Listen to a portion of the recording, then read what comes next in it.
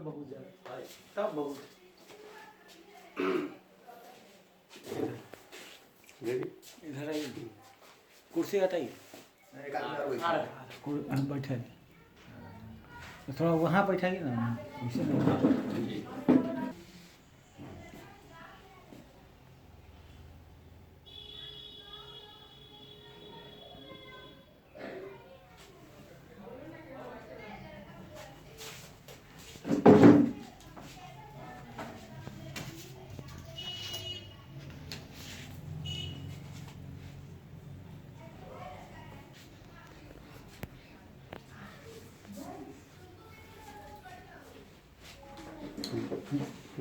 Ready बात करें ये थोड़ा सा इधर बस ये ठीक है रेडी। 94 मुजफ्फरपुर से आप चुनाव लड़ रहे हैं। एक तरफ एनडीए का उम्मीदवार है, एक तरफ महागठबंधन का उम्मीदवार है। आप राष्ट्रवादी कांग्रेस पार्टी से चुनाव लड़ रहे हैं, आपका पार्टी का क्या उद्देश्य है? हमारे पार्टी का उद्देश्य है बिहार में लगभग 100 से अधिक सीटों पर चुनाव हमारी पार्टी लड़ रही है, जिसमें से एक सीट मुजफ्फरपुर भी है।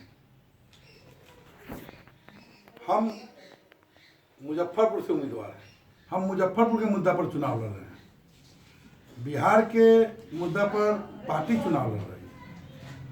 हम मुजफ्फरपुर के चुनाव पर उम्मीदवार के हैसियत से मुजफ्फरपुर के मुद्दा पर चुनाव लड़ रहे हैं, जो मुजफ्फरपुर का विकास का गति रुका हुआ है, जो जल जमाव कारण है, आकाशवाणी दूरदर्शन जो चला गया, एम्स उठ करके दरभंगा चला गया। सबसे बड़ी बात तो एम्स का जाना है, जबकि मुजफ्फरपुर उत्तर बिहार का राजधानी है, भविष्य का बजकंचल राज्य है। वहाँ से एम्स दरभंगा चला जाना यह बहुत दयनीय बात है, और मुजफ्फरपुर के लिए दयनीय स्थिति कहिए इसको। एयरपोर्ट भी तो चला गया है। एयरपोर्ट तो यहाँ बनने के लिए प्रधानमंत्री जी आए और एयरपोर्ट पर ही उनका मंच सजा था। वहाँ से कहे कि इस एयरपोर्ट को हम बनाएंगे और यहाँ से उड़ान भरेगी, लेकिन एयरपोर्ट दरभंगा भेज दिए। और मंत्री जी जो हैं नगर विकास मंत्री, वो नगर विकास मंत्री तो नहीं है। आप लोग पत्रकार हैं, आप लोग शहर में गली गली घूम रहे हैं, हर गली नली का और रोड का स्थिति देख रहे होइएगा कि यहाँ रोड का स्थिति क्या है। अभी चले जाइए मिठनपुरा से पानी टंकी होते हुए जेल चौक, क्या स्थिति है ना, मतलब पानी नहीं है, उसके बावजूद भी नरक का स्थिति है। आप किसी भी रोड में जाइए ना, मोती झील चले जाइए, स्टेशन रोड चले जाइए, पंकज मार्केट चले जाइए, कहाँ एकदम लोग का आना जाना एकदम प्रभावित है, न सही से लोग चल सकता है, न ट्रैफिक। 100 को लिस्ट में मुजफ्फरपुर का भी स्मार्ट सिटी में नाम था, वो भी नहीं बन सका। इस पर क्या कहना है? मंत्री जी खुद स्मार्ट हैं और वो अपने स्मार्टनेस के लिए नगर विकास मंत्री बने। जनता को कहे थे 2017 में, जनता की आवाज़ एक पोर्टल है, उस पर उन्होंने मंत्री जी ने कहा था कि अगर हम स्मार्ट सिटी का वादा जो है, अगर हम 4 साल में पूरा नहीं करेंगे तो हम वोट मांगने नहीं आएंगे। लेकिन बेशर्म है, स्मार्ट सिटी तो बना नहीं। एक तरफ कोरोना से झेल रहा है लोग, बाढ़ से भी लोग झेल रहा है। मेरा कहना है कि उनका स्मार्टनेस बढ़ा है।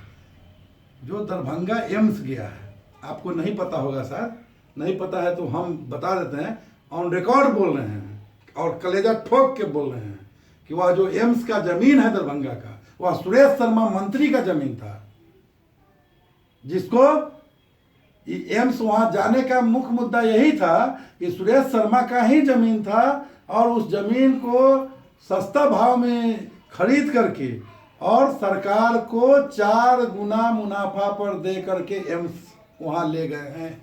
उससे भी अपना स्मार्टनेस बढ़ाया है, अपना मुनाफा बढ़ाया है, न कि जनता का कुछ भला हुआ है।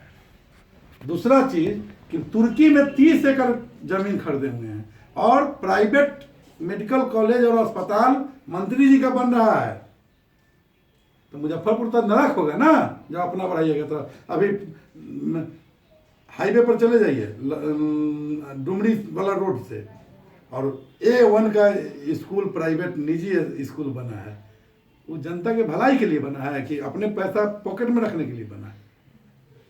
तो यह उनका स्मार्टनेस है, वो अपना स्मार्टनेस बढ़ाए हैं, अपना बिजनेस बढ़ाए हैं, वो अपना फायदा किए हैं, जनता का कोई फायदा नहीं हुआ है। उससे जनता को क्या फायदा? जनता को तो काम चाहिए। एक तरफ कोरोना से झेल रहा है और एक तरफ फिर बाढ़ से भी तो आई है, तो इस पर क्या कहना है आपका? डबल इंजन का सरकार बिहार में 15 साल से है। 15 साल से डबल इंजन की सरकार में नीतीश जी या नरेंद्र मोदी जी तो बिहार के लिए कुछ किए नहीं, सिर्फ हवाबाजी किए, ई कर देंगे वो कर देंगे। दारू बंद कर दिए, दारू बंद किए, दारू बंद है, घर घर में दारू बिक रहा है। होम डिलीवरी एकदम साइकिल पर चढ़ेगा, बैग लाद लेगा और उसमें 2 बोतल 4 बोतल रख लेगा और होम डिलीवरी चालू है। हाँ, यही हुआ है कि जो 100 में मिलता था वो 300 में मिल रहा है, और उससे बैग के रास्ते से नीतीश कुमार के पॉकेट में पैसा जा रहा है। जैसे गुजरात में नरेंद्र मोदी किए थे, नीतीश कुमार नरेंद्र मोदी के चाल पर चलने का कोशिश किए, लेकिन वह सक्सेस नहीं हुआ। तो दोनों तो एक ही हैं। दूसरा चीज़ है, कोरोना का बात आप बोले हैं, तो कोरोना के बारे में सब लोग जानता है कि बिहार में जब मजदूर का आना शुरू हुआ, कोई विजन नहीं, कोई टाइम नहीं, 10 मिनट का भी टाइम दे देते, 24 घंटा का अगर टाइम देते मोदी जी और कह देते कि जो भी बिहार यूपी की जनता है या मजदूर हैं उनको हम 24 घंटा का मोहलत देते हैं, अपने अपने घर चले जाएं, ट्रेन लगी हुई है। लेकिन उन्होंने ऐसा नहीं किया। एक वक्त रात में आते हैं, कहते हैं कि लॉकडाउन कर दिए, और पैदल चलने पर मजदूर हजारों किलोमीटर दूर चल के पैदल मजदूर चले हैं। कोई रेलवे पटरी पर मर गया, कोई एक्सीडेंट में मर गया, कोई साइकिल से लड़की बाप को चढ़ा के साइकिल से आई। बिहार की जनता भूली नहीं है। स्टेशन पर देखे एक गर्भवती महिला को बच्चा हो गया, ये सब आप लोग जानते हैं। कोरोना से ई हाल हुआ है जनता का। उनका अरे वो लोग तो एसी रूम में है ना, उनको क्या पता कि देश में जो गरीब तबका का लोग है, मजदूर है, वो कैसे चल रहा है। बिहार कहते हैं कि हम अति पिछड़ा कार्ड खेलते हैं। वो अति पिछड़ा का भी मददगार कहाँ है? वो तो अंबानी और अडानी का मददगार है। सुरेश शर्मा एक भी गरीब से जाके आप पूछ लीजिए, घर आप लोग तो मीडिया से हैं, तो आप लोग तो माइक लेके पूछते ही हैं। एक एक जनता से पूछ लीजिए, चाहे किसी भी जाति धर्म का हो। हम जाति धर्म का पॉलिटिक्स करने नहीं आए हैं, हमको जाति धर्म से कोई लेना देना नहीं है। सीधे मानवतावादी सोच के आधार पर मानव से लेना है। हम और आप सब मानव हैं। 2 जाति है, एक ही मतलब पुरुष और एक महिला, 2 ही जातियां हैं। और ये लोग का काम है हिंदू मुस्लिम करना, धर्म बांटना, मतलब दंगा करा देना। तो ये लोग उस पार्टी से है। और बिहार यूनिवर्सिटी में बच्चे ग्रेजुएशन करते हैं 5 से 6 साल लग जाते हैं। यही बगल में मिथिला यूनिवर्सिटी है, वहाँ 3.5 साल में ग्रेजुएशन कर लेते हैं। इस पर क्या कहना है आपका?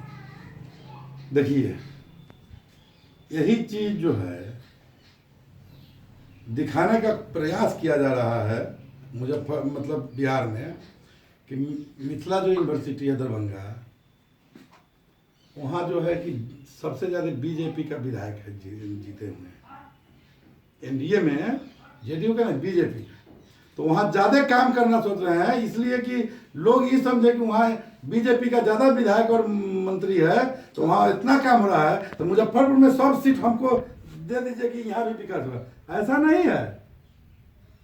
मुजफ्फरपुर की उपेक्षा हो रही है, ऐसा नहीं है कि कर देंगे। अगर आप चुनाव जीतते हैं तो शहर के विकास के लिए क्या कीजिएगा?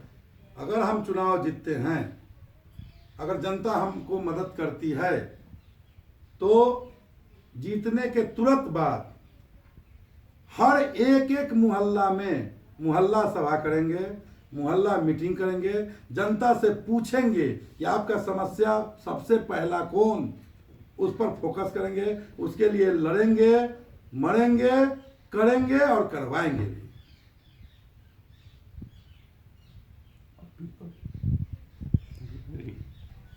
मुजफ्फरपुर 94 विधानसभा निर्वाचन क्षेत्र की जनता से करबद्ध प्रार्थना कर रहा हूं, विनम्र आग्रह है कि आप मुजफ्फरपुर की समस्या को देखते हुए, जल जमाव की समस्या को देखते हुए, एम्स मुजफ्फरपुर से दरभंगा चला गया, दूरदर्शन बंद हो गया और जो एयरपोर्ट था आपका धरोहर, उसको दरभंगा भेज दिया गया। इन सब को ध्यान में रखकर वोट करें। सबसे पहले युवा नौजवान जो भी है, उन सब लोगों से मैं अपील कर रहा हूं कि एक एक चीज, एक एक मुद्दा अपने दिमाग में रख करके वोट करें और इतना जरूर करें कि हम नौजवानों के हित के लिए, छात्र छात्राओं के हित के लिए, मुजफ्फरपुर शहर के विकास के लिए आप अपना सहयोग मुझे दें। एक एक वोट, अपना बहुमूल्य वोट जो 5 साल पर एक बार यह पर्व आता है, इसमें मैं सभी मतदाताओं से अपील कर रहा हूं कि अपना एक एक बहुमूल्य वोट घड़ी छाप पर देकर मुझे जिताएं और शहर को और मुजफ्फरपुर विधानसभा को स्वर्ग से सुंदर बनाने का संकल्प लें। धन्यवाद, नमस्कार, प्रणाम। मैं विभूति प्रियम विभाकर, राष्ट्रवादी कांग्रेस पार्टी उम्मीदवार हूं। घड़ी छाप मेरा चुनाव चिन्ह है। मैं सबसे कह रहा हूं कि आप लोग घड़ी छाप पर मुझे बटन दबाकर भारी मतों से जिताएं।